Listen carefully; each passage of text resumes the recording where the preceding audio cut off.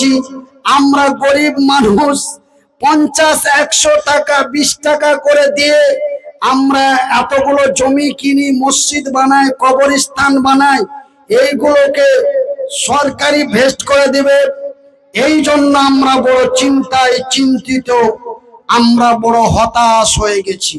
আমার ভাইরা, আমার বন্ধুরা, আমি অসুস্থ মানুষ, মালদার মাটি থেকে এসে বীরভূমের মাটিতে বলে যাচ্ছি, আপনারা টেনশন করবেন না, আপনারা চিন্তা করবেন না।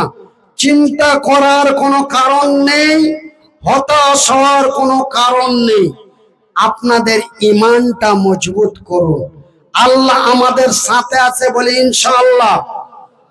আরো জোরে বলি নারে তাকবীর, নারে তাকবীর। আল্লাহ আমাদের সাথে আছে। আমার ভাইয়েরা, আজকে সারা ভারতবর্ষের মুসলমান রাস্তায় নেমে পড়েছে। আপনাদের পার্শ্ববর্তী ডিস্ট্রিক্ট মুর্শিদাবাদের জঙ্গিপুর রঘুনাথগঞ্জ থানার মানুষ রাস্তায় নেমে পড়েছে, কলকাতার মানুষ নেমে পড়েছে। আমরাও প্রয়োজন পড়লে নামবো বলি ইনশাআল্লাহ। টেনশন করার কোনো দরকার নেই। আল্লাহ নিজেই টেনশন করতে মানা করছে, আমি নই। আমি কে? আমাকে তো চেনে নিয়ে আসলে, আমার তো বাম সাইড চলে গেছে, আমি তো একজন অসুস্থ মানুষ। আমি আপনাদের টেনশন করতে নিষেধ করে কোনো লাভ আছে? আমার তো কোনো ক্ষমতা নেই। আমি তো একে ফিজিক্যালি হ্যান্ডিক্যাপ, দ্বিতীয়তে আমি একজন অসুস্থ। আমি কেন আপনাদের টেনশন করতে নিষেধ করব? আমার আল্লাহ বলছেন বিসমিল্লাহ হির রহমানির রহিম ওয়ালা তাহিনু ওয়ালা তাহজানু ওয়া আনতুমুল আলাউনা ইন কুনতুম মুমিনিন। সুবহানাল্লাহ বলুন, সুবহানাল্লাহ। তারপরে বলুন আলহামদুলিল্লাহ। আমার আল্লাহ বলেন, রে পশ্চিমবঙ্গ, বিহার, বাঙ্গাল, ভারতের সংখ্যালঘু ইমানদার মুসলমানেরা, ওয়ালা তাহিনু ওয়ালা তাহজানু, তোমরা চিন্তায় চিন্তিত হইও না, তোমরা ভয়ে ভীতু হইও না, তোমরা চুপচাপ হয়ে যেও না, তোমরা গমগীন হয়ে যেও না, তোমরা হতাশ হয়ে যেও না। তোমরা তোমাদের ঈমানটা মজবুত করো, তোমরা আমার উপরে তাওয়াক্কাল, বিশ্বাস, ভরসা করো। আমি আল্লাহ, আমার ওয়াদা, আমি আল্লাহ, আমার ওয়াদা, আমার জামিনে আমি ঈমানদারের বিজয় করব। নারে তাকবীর। কার বিজয় করব? আল্লাহ। আরে আল্লাহ তো নিজেই বিজয়, ফের আর আল্লাহ ফের আর কোথা থেকে বিজয় হবে ভাই? আল্লাহ বলছেন যে আমি ঈমানদারের বিজয় করব। কার বিজয় করব? ঈমানদারের। আল্লাহ তো নিজেই বিজয়। কথা ঠিক কিনা বলেন? আমার ভাইয়েরা, আমার বন্ধুরা, আমার আল্লাহর ওয়াদা, আমার আল্লাহর ওয়াদা, আমার আল্লাহ বলেন আমি ঈমানদারের বিজয় করব। তোমরা চিন্তায় চিন্তিত হয়ো না, তোমরা ভয়ে ভীতু হয়ো না, তোমরা হতাশ হয়ে যেও না।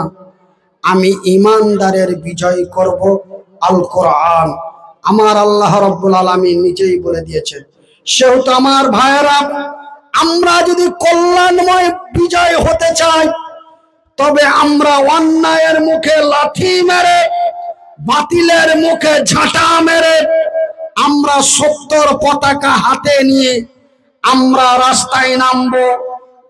আল্লাহ আমাদের কল্যাণ করবে। আমার ভাইয়েরা, আমার বন্ধুরা, আপনাদের বিশ্বাস হয় না? আপনারা বলবেন মনিরউদ্দিন ভাই আমরা কেমন করে বিজয় করব, ওরাই তো বেশি নাকি? আপনারা একটু কথা বলতে যদি কষ্ট হয় একটু এরকম এরকম করবেন। ওরা তো বেশি, আমরা তো কম নাকি? তো ওরাকে কি আমরা পারবো?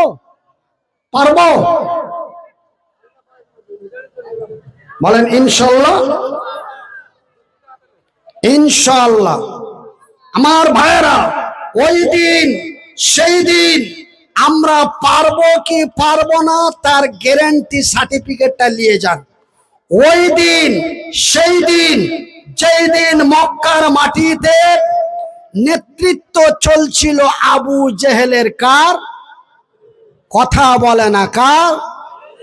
আবু জেহেলের। সেই দিন মক্কার মাটিতে নেতৃত্ব চলছিল আবু জেহেলের। মওতার প্রান্তে লড়াই। কোথায় লড়াই? মওতার প্রান্তে লড়াই। আল্লাহ রাব্বুল আলামিনের রাসূল রাস্তায় নেমে পড়লেন, অন্যায়ের প্রতিবাদ করে সত্যর বিজয়ের জন্য ডাক দিল, তোমরা কে কোথায় আছো? আজকে আমরা মওতার প্রান্তে কালেমার পতাকা উঁচু করব। কে আসো, মায়ের দুধ খেয়েছো, রাস্তায় বের হও।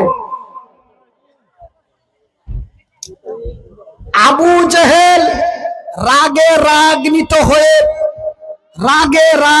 হয়ে বলে, কে রে, কার এত বড় ক্ষমতা আমার নেতৃত্বে মক্কার মাটিতে মওতার প্রান্তে কালেমার পতাকা উঁচু করতে চায়?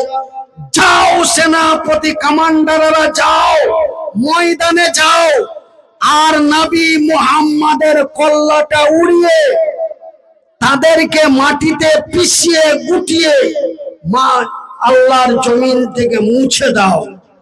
এইদিকে আবু জেহেলের ডাক, এইদিকে আমার রাসূলের ডাক। ময়দানে সৈন্য জমা হতে আরম্ভ হলো। এই দিক থেকে আসে আমার রাসূলের কমান্ডারেরা, এই দিক থেকে আসে আবু জেহেলের সৈন্যরা। ময়দানে জমা হতে হতে, এই যে কিছুদিন আগে কলকাতায় জমা হলো সব, এইভাবে ময়দানে জমা হতে হতে হতে হতে আবু জেহেলের সৈন্য জমা হলো 1 লাখ। কত? কথা বলে না, কত? 1 লাখ। আমার নবীর সৈন্য জমা হলো 3000। কত? তবে 1 লাখের কাছে 3000 বিজয় হওয়া সম্ভব?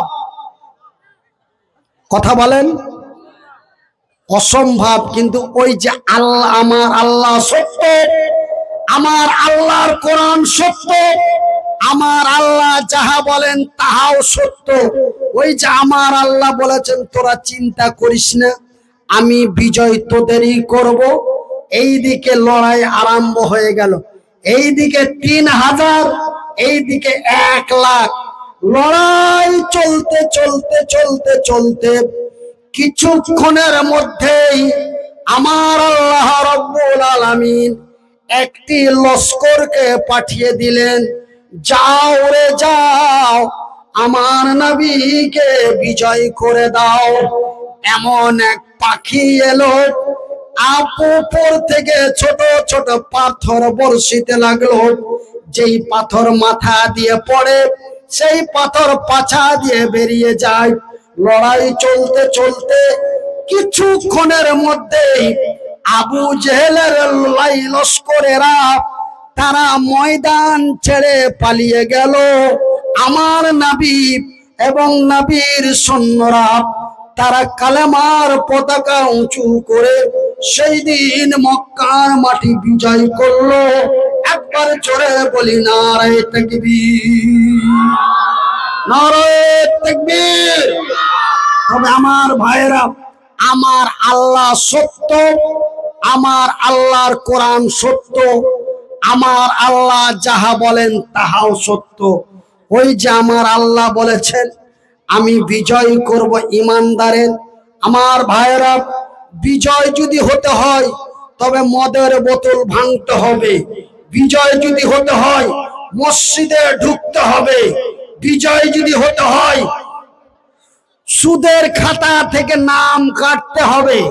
বিজয় যদি হতে হয় তবে মিথ্যার আশ্রয় থেকে দূর হতে হবে। ইমানটা মজবুত করো। সত্যের সংগ্রামে ফুটা ফুল, মুছে দিব জীবনের শত ভুল। সত্যের সংগ্রামে ফুটা ফুল, মুছে দিব জীবনের শত ভুল। ওই সুগন্ধ ছড়িয়ে হৃদয় ভরিয়ে, ওই সুগন্ধ ছড়িয়ে হৃদয় ভরিয়ে আমাদের কেন জানো ডেকে যায়, আমাদের কেন জানো ডেকে যায়, ডেকে যায়, আমাদের কেন জানো ডেকে যায়। সেই ডাকি এসেছিল আকাশে, সেই ডাক ভেসে যাই বাতাসে। নদীর কলতন হৃদয় মধুবন, নদীর কলতন হৃদয় মধুবন আমাদের কেন যেন ডেকে যায়, আমাদের কেন যেন ডেকে যায়, ডেকে যায়, আমাদের কেন যেন ডেকে যায়।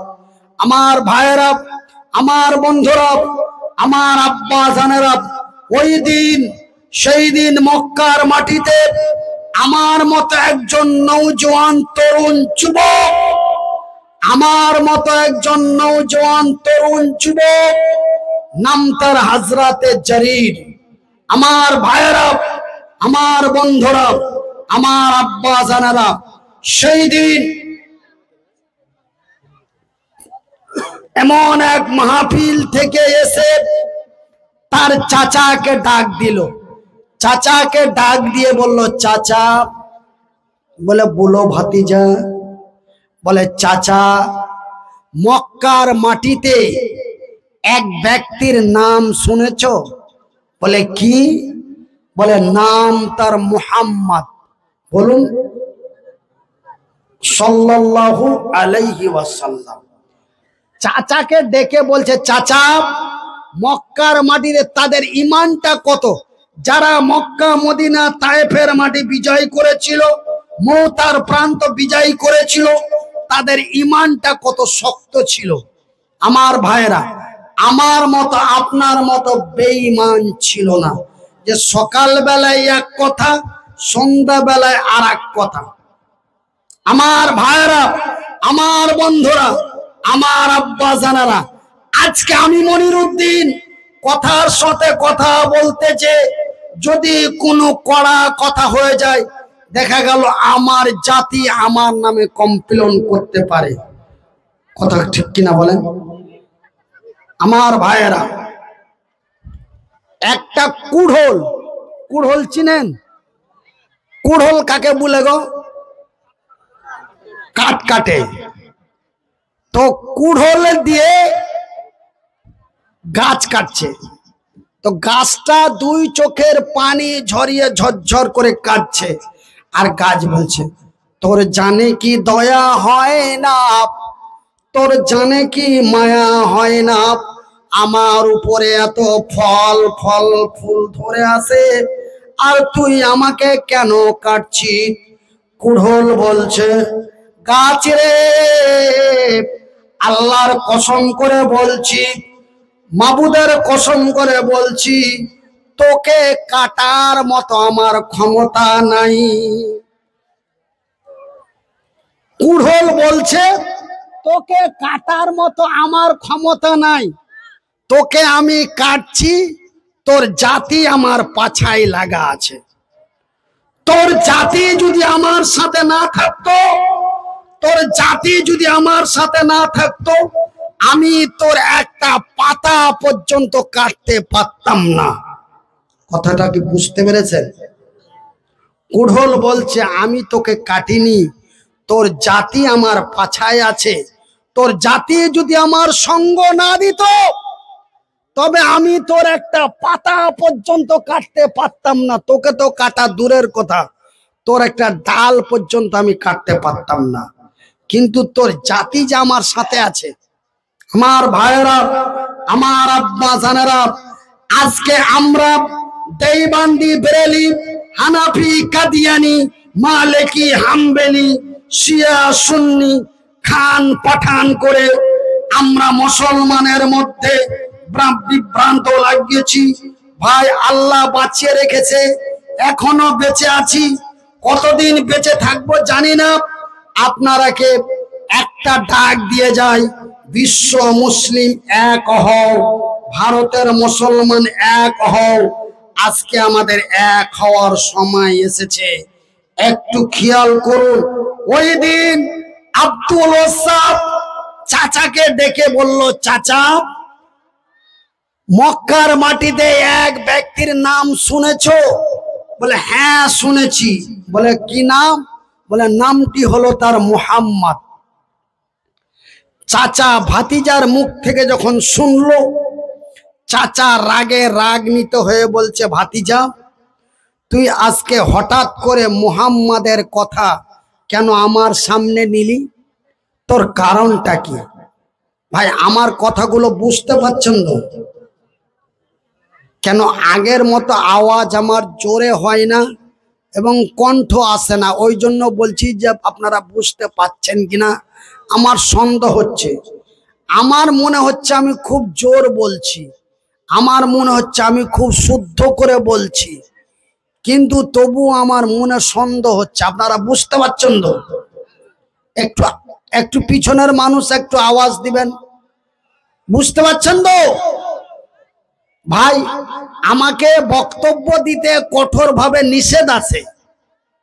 আমি যেই ডাক্তারের কাছে চিকিৎসা করছি এবং আমি দিল্লি এমসে গেছিলাম, বিভিন্ন জায়গায় গিয়ে চিকিৎসা করেছি, লাস্ট পর্যন্ত ব্যাঙ্গালোর যাওয়ারও সিদ্ধান্ত নিয়েছিলাম। কিন্তু আমার এক বন্ধু বড় ডাক্তার আমাকে বলেছে আপনি ব্যাঙ্গালোর যাবেন না। এইভাবেই যতদিন আল্লাহ রেখেছে থাকেন। ব্যাঙ্গালোর যাবেন, আপনার কাছে 12 থেকে 14 লাখ টাকা নিয়ে নিবে। সর্বপ্রথম তারা ব্রেন সার্জারি করবে। ব্রেন সার্জারি করতে যে যদি একটা ভ্যানে যদি ব্লেডের আঁচড় লেগে যায় তবে আপনার লাইট দুটো বন্ধ হয়ে যাবে, আপনার চোখ দুটি নষ্ট হতে পারে। সেহেতু আপনি তো এমনিতেই মানুষের কাঁধে পায়ে চলছেন, এইভাবেই চলেন। আপনি আর আগের মতো আওয়াজ নিয়ে আগের মতো পিক আপ নেওয়ার চেষ্টা করিয়েন না। আপনি যেভাবে আছেন সেভাবেই থাকেন।